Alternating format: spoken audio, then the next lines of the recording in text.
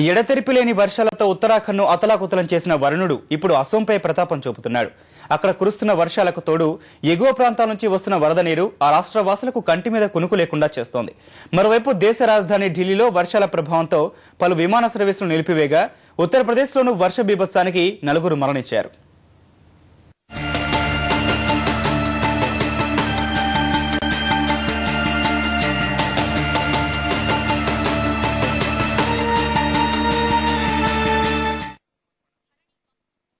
ఉత్తరాఖండ్ ను అతలాకుతలం చేసిన ప్రకృతి అసోం పైన ప్రభావం చూపుతోంది. ఈశాన్య భారతంలో భారీ వర్షాలతో బ్రహ్మపుత్ర నది ఉగ్రరూపం దాల్చింది. అరుణాచల్ ప్రదేశ్ లో కొన్ని వారాలుగా ఎడతెరిపి లేకుండా కురుస్తున్న భారీ వర్షాలకు ఉరకలేస్తున్న గంగమ్మ దిగువన ఉన్న అసోం ప్రజలకు ప్రత్యక్ష నరకం చూపుతోంది. దీంతో జనజీవనం అస్తవ్యస్తంగా మారింది. రాష్ట్రంలోని 11 జిల్లాలు వరద తాకిడికి గురయ్యాయి.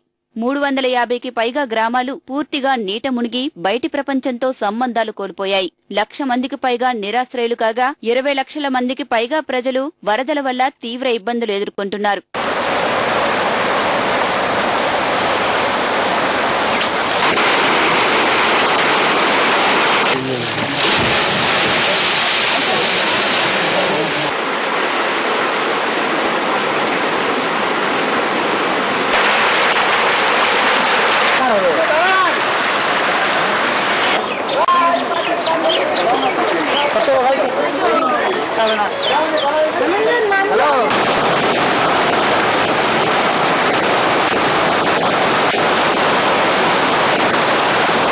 అసోంలోని జలప్రళయ విధ్వంసానికి రహదారులు, వంతెనలు దారుణంగా దెబ్బతిన్నాయి. ఉగ్రరూపం దాల్చిన బ్రహ్మపుత్ర, జియాధోల్ నదులు సుమారు 6,000 హెక్టార్ల వరి పంటను ముంచేశాయి. మారిగావ్, ధేమాజీ జిల్లాల్లోనే ఎక్కువగా పంట నష్టం వాటిల్లినట్లు తెలుస్తోంది. జర్హాద్, సిబ్సానగర్, దిబ్రూగఢ్, సోనిత్పూర్ ప్రాంతాల్లో బ్రహ్మపుత్ర నది ప్రమాదకర స్థాయిలో ప్రవహిస్తోంది.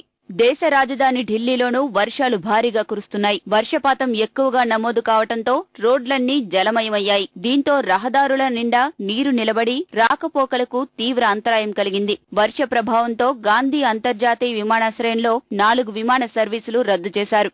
వాతావరణం అనుకూలించక కేంద్ర హోంమంత్రి షిండే ముంబై నుంచి ఢిల్లీకి ప్రయాణించాల్సిన ఎయిర్ ఇండియా విమానాన్ని సైతం రద్దు చేశారు. వివిధ ప్రాంతాల నుంచి రావాల్సిన విమానాలు సైతం ఎక్కడికక్కడే నిలిచిపోయాయి. ఉత్తరప్రదేశ్లోనూ భారీ వర్షాల కారణంగా నదులు పొంగి ప్రవహిస్తున్నాయి. అజాంగఢ్, బారాబంకీ ప్రాంతాల్లో వర్షం కారణంగా 4 మృత్యువాత పడ్డారు.